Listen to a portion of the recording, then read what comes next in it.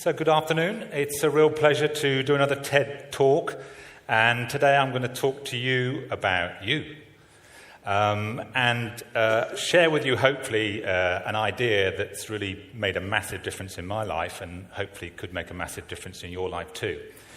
Now, I've spent my life really studying human beings. So when I was a kid, I was the youngest of four, so I spent a lot of time just watching my brothers and sisters and seeing the mess and the challenge that they got into and trying to clock how I avoided that. And then I had the great fortune of training as a physician, and some of you may know that medical training is the most incredible opportunity because you get up close and personal with human suffering on every single level, on a daily basis. And I've been in the room where people have died right in front of me, and it's a really profound moment. I've also been in the room where life has come into the world. I've delivered a number of children, including 3 of my own 4 boys, one of whom is at the back. Hi, son.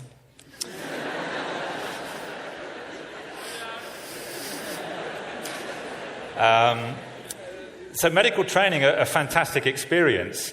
I became a researcher, initially an immunologist, and studied right down to the nano detail of how our white blood cells roll along the inside of our blood vessels and with really clever adhesion molecules stick and kind of squeeze out between the endothelial cells and fight infection, more recently as a neuroscientist. So right down at the nano level, and also at a much bigger scale. I've had the good fortune of working with CEOs and leaders around the world in some of our biggest companies and multinationals, looking at the hidden social dynamics and the networks that exist that determine whether a company succeeds or fails.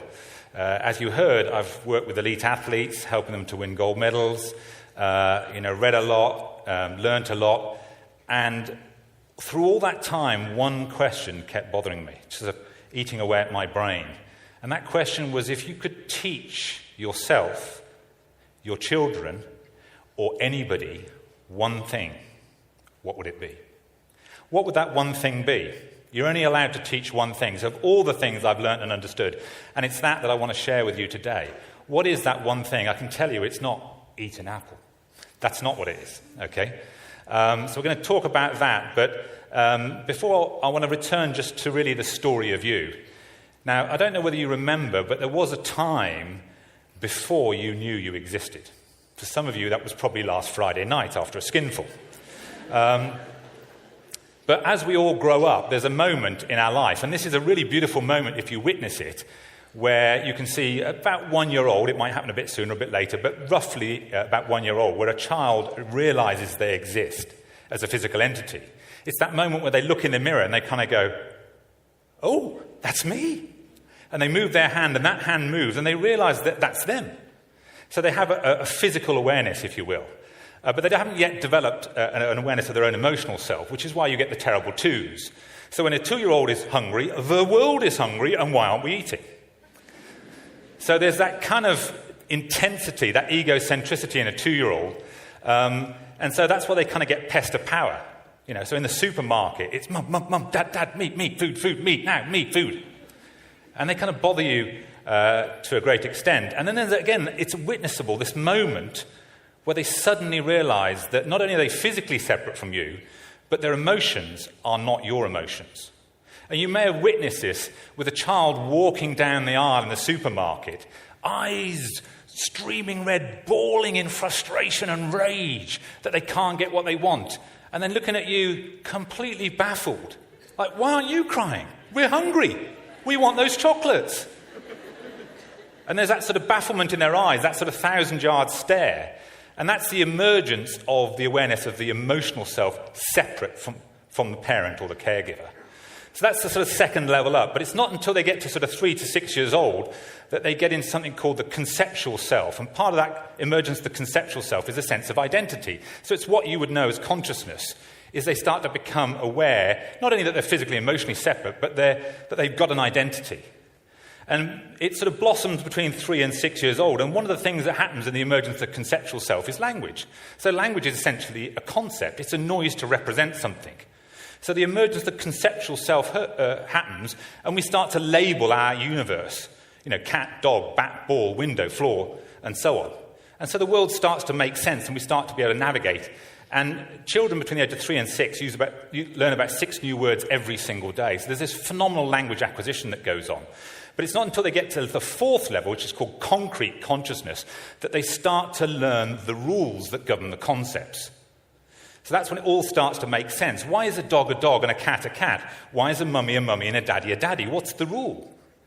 And it's in that between sort of 6 and 9 years old that the fun starts to happen. So if you speak to a 7-year-old, you can start to have fun by playing against the rules. Look at that cat going woof woof. No. Cats go meow. They don't go woof woof. Right? And it makes them laugh because you're basically playing against the rules. So there's this whole rule emergence that occurs in a child between 6 and 9. And then that's where most people stay. So most of the people you're going to meet in your life, 20, 30, 40, on the inside, 9. Right? See this in companies all the time, toys out of the pram, behaving like children. It's very common. Now, there is an attempt, usually in the early teenage years, to get beyond that concrete self, to get beyond the rules, which is why you get teenage conflict. You'll see it, and parents try to suppress this like it's a bad thing. It's a developmental stage. You shouldn't be suppressing this stuff. They're testing the rules. So there's this battle ensues. You told me to be home at 10. I want to be home at 11. You told me to be honest. You're not being on it. And the whole kind of fight breaks out. And they have the whole turbulent teenage years. And now, regardless of who wins that battle, whether it's mum or dad or the child, it sort of bobbles along for a few years. Now, eventually, regardless of who wins the battle, they leave home. Hopefully.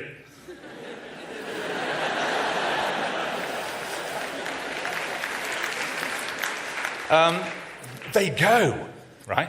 But then a much bigger parent called society comes in and imposes its rules. So a lot of people go back into the concrete.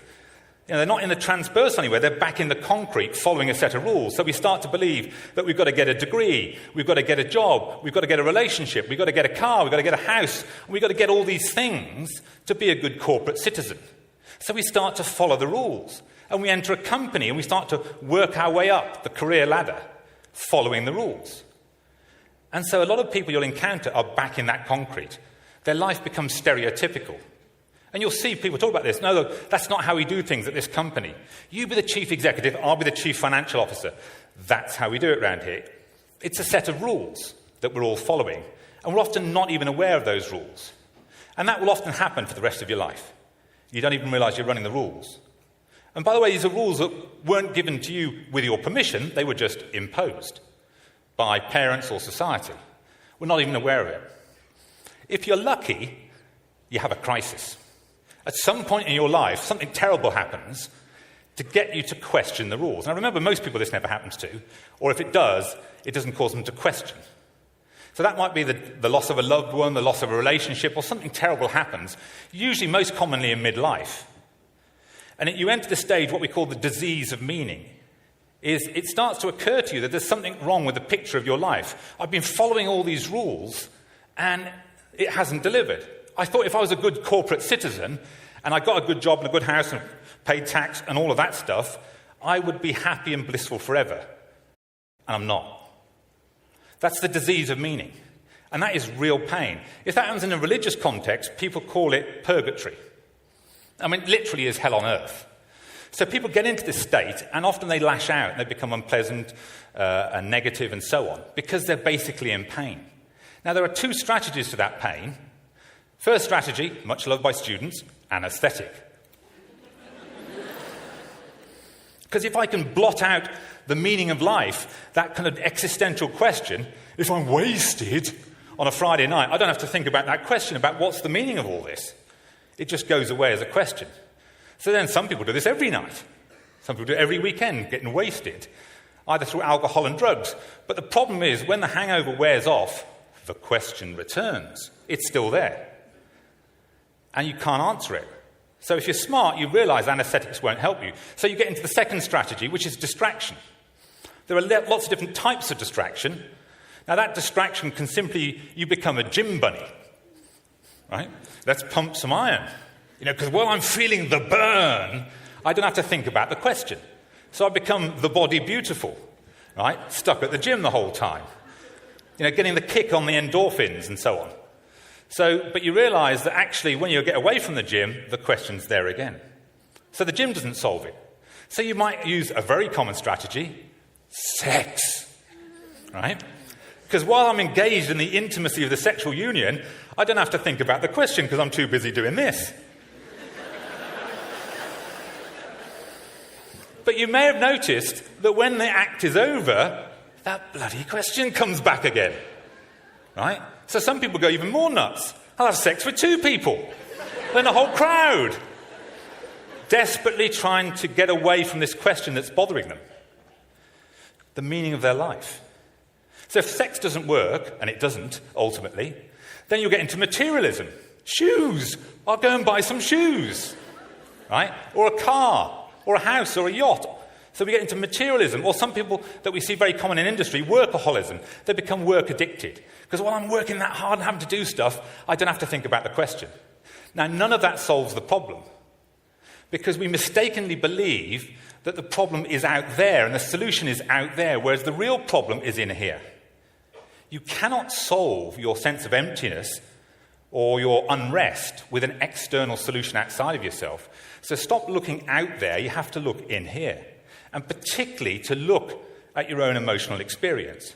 Now, most people go through their life completely unaware of emotions, particularly as fellas, right? Somebody mentions the word emotions, we run for the hills. Okay? Now, emotions are just energy in motion. They're composite biological signals. The signals made up of all the pounding heart rate, the sweaty palms, the tension in the muscles, or whatever is going on biologically.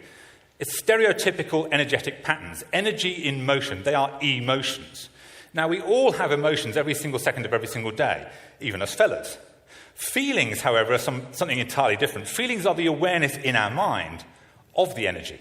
So the energy is always there, but we don't necessarily feel it. And that's where we're stuck, is we haven't really learned to understand our own emotional life. So we go through our life believing how we're feeling on a moment-by-moment basis is down to somebody else. So we'll actually say this, you annoyed me, you made me unhappy, you did it to me. And we point the finger at other people, believing other people are the cause of our own unhappiness. So newsflash, nobody is doing it to you. Nobody's making you feel these things. I mean, what do you think that happens when you get frustrated with somebody else? Do they come up to you and inject you with frustration, with the chemicals of frustration? Do they create the electrical signals of frustration, the pressure waves, the sound waves, and so? No. You did that. You created that inside yourself in response to their poor behavior. So, if you can accept that you're doing it, it's not them, it's you. Now, that simple truth takes you from what we call the victim position, and it crosses the threshold to ownership. That's the most important transition you'll ever make in your life. So to help you navigate that, first and foremost, you have to understand, where am I in the universe of emotions? Now, if I asked you to write down what emotion you're experiencing right now and gave you 5 minutes, you'd write a list of things, and then we said, okay, put your hands up, who's got how many, and we did a sort of test of how many you got. The average in a room like this would be about 10 or 12. There are 34,000 emotions that you can experience. Most people go through their life with 10 or 12. And just to try and help you navigate, I just want to show you an app that we've built to help people know where they are in the universe of emotions. So we've plotted all these emotions on a map. And this map shows you the axes. So to the top of the axis in the universe of emotions, we've got the ones that are sort of more energy, if you like, and to the bottom, the ones that are more relaxed. And to the left, the ones that are more positive, and to the right, the ones that are more negative. So you can see that we've plotted maybe the 20 commonest emotions there. And right now, as I'm talking to you right now, you're somewhere on this grid. You're somewhere in the universe experiencing one of these planets. And we can bring in the next 100 emotions. We can bring in the next 200 emotions, the next 1,000. So we've built this app to try and crowdsource with you all 34,000. So we've built it with just 2,000 as a starter. And you can enter into one of the 64 galaxies that exist and start to navigate round and see where you are. See where you are in relation to some of the other emotions, because if you don't know where you are, you're lost. Now, you'll never get control of your own state And it's really important, not only for your health, for your well-being, for your success, whatever you're doing, whether you're a sports person or a business leader, that you can start to control your own emotional state and what's going on for you. Now, if you don't know where you are, how can you possibly control any of this stuff? And the answer is you can't. So the start of the journey is even knowing which planet are you on. And this is designed to help you. And you can see in the top corner there, it shows you roughly where you are in the universe at any point in time. Now, we can zoom in into one of these 64 galaxies and look at a specific solar system. So what are we going to go into? Maybe sociable, we can see. So let's zoom in to the solar system of sociable and start to see what planets are around you. So if you want to move from sociable to someone else and then gradually navigate yourself to a different part of the universe, you can see where you are. Now, most importantly, you can track where you are. So you can enter some notes. You visited the planet of, popular. I felt popular today. People came up and gave me various messages, and I felt popular. And you could enter, how popular you felt or you didn't feel, and actually keep an audit trail. And you can socialize this with your mates. You can, either share it on Facebook or tweet it or Gmail it and see, well, who else is in the solar system of sociable or even on the planet of popular? Who else is out there? And I can track, as it does with these audit trails, of where I've been. So this is your start point, starting to get a grip of, do you even know which planet you're on and which are the nearest planets and how you can start to move around, start to get some navigational capability within that universe. So that's the first thing, is you've got to learn navigational potential. And this is designed to help you build your emotional repertoire. So you're not just stuck with 12 emotions, or in some people, frankly, 2. I feel yuck or okay. It's the only 2 emotions they've got. Right? So you've got to build a repertoire. And what you'll discover as you start to build a repertoire, some emotions are better antidotes than others. So you can start to navigate around. The second maneuver, once you've started to navigate around the universe, is really, once you get to a more constructive planet, there's no right and wrong to this, but is this emotion really serving you? When you get to a more constructive planet, can you stay there? And that really requires you to do a separate maneuver. It's called mastery, where you actually take the emotion which is subject to you. It's a subjective experience, it's below the level of your real awareness. You're sort of subject to it, i.e., it's got you. So if you've got anger, right, if anger's going through your system, if you're on the planet of anger, it's got you. You haven't got it, it's got you. So the way to get control over it is to objectify it. It's like, what on earth is anger? So you take it out as a subjective experience and you objectify it. And if you can objectify it, you can get a grip of it. And if you can do that with your positive emotions, then you can move yourself over to the positive side of the universe and stay there. So you really don't have to feel anything you do not want to feel. Misery is optional. You don't have to feel that. But if you haven't got control, then who has? And the answer is usually somebody outside of you. So I'd really encourage you, if you want to transform your life forever, because ultimately, emotions will predict your health, they'll predict your performance, they'll predict your well-being, they'll predict your sense of fulfillment, they'll determine your ability to make effective decisions. Emotions drive all of that, your motivation, and so on. And if you don't know anything about them and you haven't got control over them, it's a little bit of a lottery, is life. So if you go away after today and ask yourself one question, what planet am I on?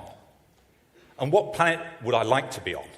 And start to work to be on the planet that you want to be on rather than wherever life has pushed you. Imagine a world where all of us could be on the planet we wanted to be on, or navigate around that kind of solar system or the galaxies that we wanted to experience. Imagine a world where, when you go to the bar to chat up that attractive person at the bar, you didn't need 4 pints of Dutch courage before you could go there. Right? Imagine you could just do that yourself. Imagine a world where you didn't need to feel anxious going into an exam or a job interview, where you didn't need to feel terrified coming on stage. Imagine a world where your children, on the receiving end of bullying, didn't feel terrified or bullied. If you can control your emotions, you can change your life completely. So I'd really encourage you to start wondering about what planet you're on and start putting yourself in the universe, in that part of the universe where you really want to live your life. Thank you very much.